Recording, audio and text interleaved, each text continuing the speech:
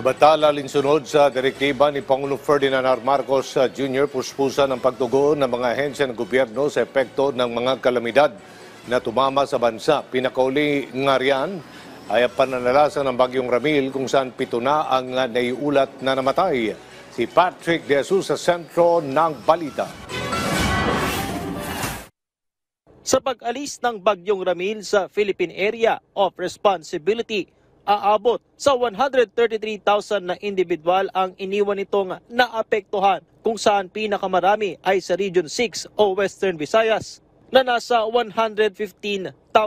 Sa pinakahuling datos naman, 7 ang naiulat na patay pero under validation pa ng NDRRMC. Ayon sa Office of Civil Defense, minimal impact lamang ang epekto ng Bagyong Ramil sa bansa. Ongoing pa po yung rapid damage and needs assessment.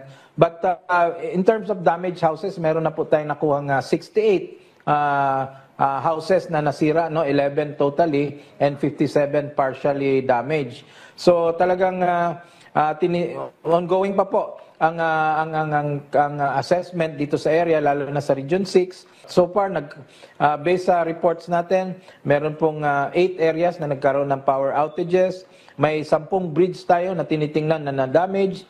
May 7 road networks, no, na tinitingnan na ngayon ng DPWH at ina-assess. Samantala, kasunod ng mga lindol na yumanig sa iba't ibang bahagi ng bansa, pinaigting pa ang paghahanda sa posibleng pagtama ng The Big One o lindol na may lakas na magnitude 7.2 sa Metro Manila.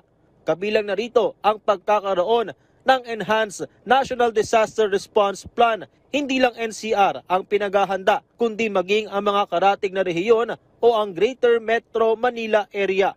Ini-incorporate na natin yung mga bagong datos kasi ngayong itong dating study nito 2014 pa, no, marami na pong pagbabago lalo na dito sa Metro Manila. So ang itong bagong plano na inaayos natin will cover not only Metro Manila but neighboring regions also, kasi apektado po ang Bulacan, itong areas ng GMMA na tinatawag natin, yung Greater Metro Manila area.